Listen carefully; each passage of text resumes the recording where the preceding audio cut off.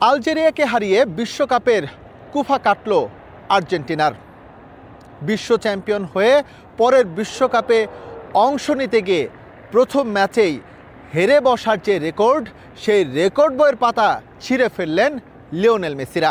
1978 সালে প্রথমবারের মতো বিশ্বজয়ের স্বাদ পায় আর্জেন্টিনা ড্যানিয়েল পাসারিয়ার হাত ধরে। কিন্তু পরের বার অর্থাৎ 1982 বিশ্বকাপে অংশ নিতে গিয়ে প্রথম ম্যাচেই বেলজিয়ামের কাছে আলবিসেলেস্তারা হেরে বসে 1-0 ব্যবধানে। এই ঘটনার পুনরাবৃত্তি হয় আবারও 1990 সালে।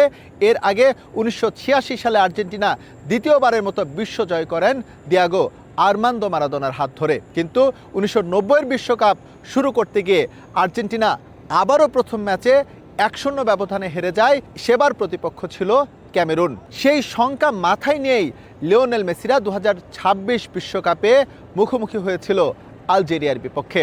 কিন্তু এবার আলজেরিয়া পাত্তা পেল না লিওনেল মেসিদের দুর্দান্ত নৈপুণ্যে।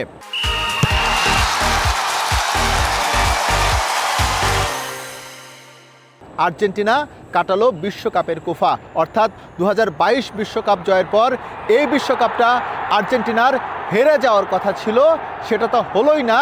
আর্জেন্টিনা জয় নিশ্চিত করলো দুর্দান্ত প্রতাপের সঙ্গে। এর মধ্য দিয়ে আরও একটা রেকর্ড ভাঙার বা আরও একটা কুফা কাটানোর ইঙ্গিত দিয়ে রাখলেন লিওনেল স্ক্যালোনির দল। সেটা কিভাবে ব্যাখ্যা করছি। 1992 সালে যখন প্রথমবারের মতো ফিফা র্যাঙ্কিং চালু হয়, তারপর বিশ্বকাপে অংশ নিয়ে কোনো দল বিশ্ব জয় করতে পারেনি।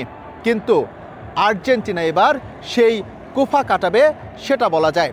কেননা 1978 সালে বিশ্বজয়ের পর পরবর্তী আসরে হেরে বসার যে রেকর্ড, সেটা যেহেতু লিওনেল মেসিরা ভাঙতে পেরেছেন, সুতরাং আর্জেন্টিনা এবার র্যাঙ্কিংয়ের শীর্ষে থেকে যে বিশ্বকাপ শুরু করেছে, তারপর সবাই যখন শঙ্কা প্রকাশ করছে, স্পেশালি আর্জেন্টাইন ভক্তদের যখন মন আকাশে শঙ্কার মেঘ যে এবার বোধহয় হার আর্জেন্টিনার বিশ্বজয় করা সম্ভব হচ্ছে না, সেই সম্ভাবনা এখন নিশ্চিতভাবেই উড়ে যাবে।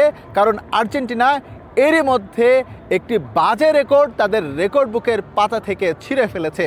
সুতরাং এবারে বিশ্বকাপ অর্থাৎ 19 জুলাইয়ের ফাইনালে আবারও যদি লিওনেল মেসির হাতে আর্জেন্টিনার চতুর্থ বিশ্বকাপ জয়ের স্বীকৃতি শোভা পায় বা বিশ্বকাপের স্বর্ণিল সোনালী ট্রফি শোভা পায়, তাহলে বোধহয় অবাক হওয়ার কিছুই থাকবে না। কানসাসের অ্যারোহেড স্টেডিয়াম থেকে এস এম ইকবাল, সময় সংবাদ, যুক্তরাষ্ট্র।